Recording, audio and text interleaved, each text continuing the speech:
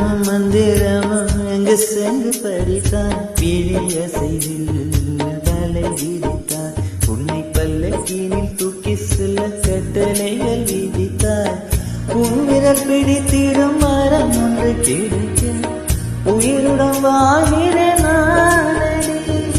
என் காதலும் என்னாகுமோ உன் பாதத்தில் நன்னாகுமோ